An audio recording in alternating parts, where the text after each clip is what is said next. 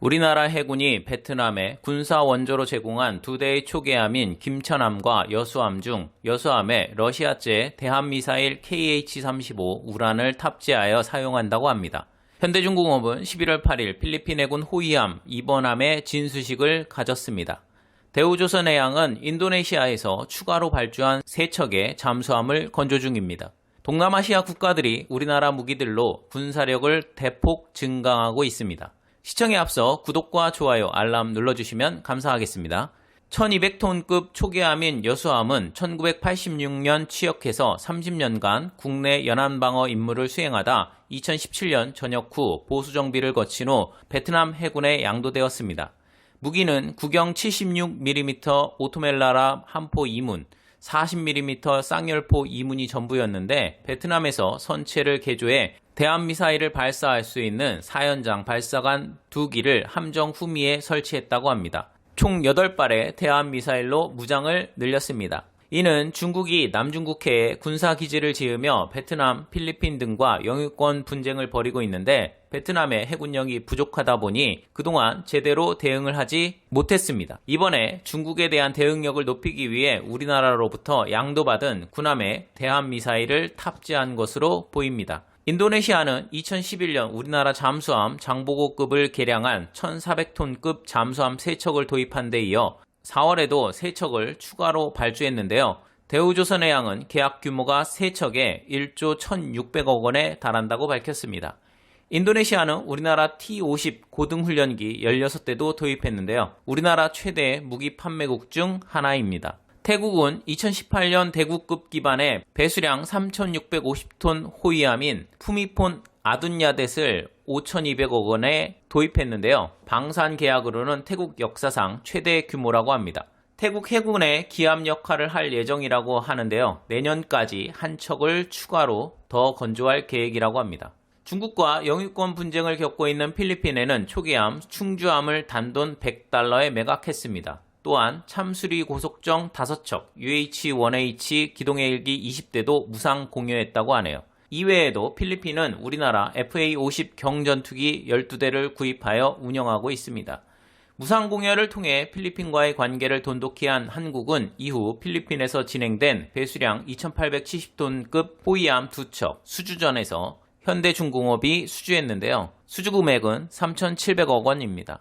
지난 5월 일본함인 호세 리잘함에 이어 11월 8일 필리핀 해군 호위함 2번함인 안토니오 루나함의 진수식을 열었습니다. 이들 호위함은 다목적 전투함으로 항속거리가 8,300km 이상으로 장기간 경비 임무를 수행할 수 있다고 합니다. 현대중공업은 이날 진수식에 이어 필리핀 초계함 신조 사업과 관련한 양해각서도 체결함으로써 필리핀의 해상방위는 우리나라에서 만든 함정들이 중요한 역할을 담당할 것 같습니다. 베트남, 인도네시아, 태국, 필리핀 등 동남아시아 지역으로 우리나라의 무기 수출이 활발한데요. 중국의 아시아 지역에서의 패권을 차지하려는 전략과 맞물려 있다고 보여집니다. 중국이 2대의 항공모함을 운영하며 태평양으로 진출을 꾀하고 있는데요. 향후 항공모함 6척을 운영할 계획입니다. 중동에서 들여오는 원유의 안정적인 수급과 세계 2위의 경제대국에 걸맞는 군사력을 겸비하고 주변국들의 영향력을 행사하려는 중국은 주변국들의 원성에도 아랑곳하지 않고 남중국해를 휘젓고 다니며 해상 진출로에 있는 주변국들의 불안감을 증폭시키고 있는 상황입니다.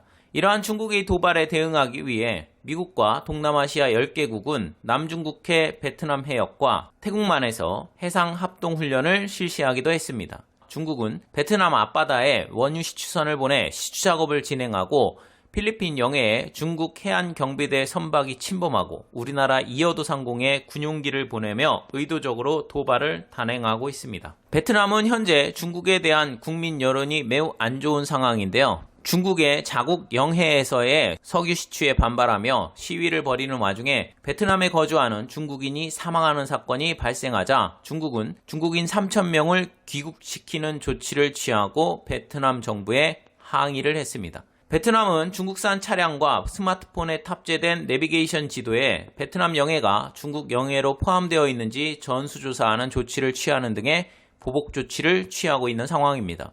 미국이 중국의 태평양 진출을 막기 위해 중국과 영토 분쟁을 겪고 있는 베트남, 필리핀, 일본을 적극 지원하며 중국과 무역 전쟁을 벌이고 중국 하이테크 기업들을 제재하며 중국의 인권 문제를 거론하고 있는데요. 한국이 의도했든 의도하지 않았든 한국 무기가 동남아 시장에 수출되면서 중국 견제를 위한 목적으로 사용되다 보니 미국과 한국이 보조를 맞추고 있는 듯 보이는 것은 분명해 보입니다. 필리핀의 두테르테 대통령이 친중 성향이라고 하지만 현재 필리핀의 군사력 증강은 분명 중국에 대응하기 위한 것임을 알 수 있습니다. 또한 세계 10대 조선소 안에 드는 수빅조선소의 모회사인 한진중공업이 경영부실로 인해 수빅조선소가 매물로 나오자 다수의 해외 기업들이 인수에 관심을 보이고 있는데 필리핀 정부는 남중국해 안보를 들며 중국 기업은 안 된다고 못 받고 있는 상황입니다. 베트남도 중국의 해군력에 대응하기 위해 우리나라에서 양도한 초계함에 대한미사일을 탑재한 것이고요. 동남아 국가들이 중국의 팽창 전략을 견제하기 위해 중국과의 관계가 멀어지고 있고 군사력을 증강시키고 있는 상황에서 한국이 군함을 무상으로 공유하고 가성비가 높은 한국 무기의 수출이 늘어나고 있다 보니 중국 입장에서는 한국의 행보가 눈엣 가시 같을 것 같습니다. 우리나라가 사드를 설치하며 촉발된 중국의 우리나라에 대한 보복 조치들은 결국 그전부터 한국에 쌓여있던 불만에 대한 표현인 동시에 우리나라보다 경제력이 약한 동남아시아 국가들에 보내는 경고성 메시지가 아닌가 생각됩니다. 시청해주셔서 감사합니다.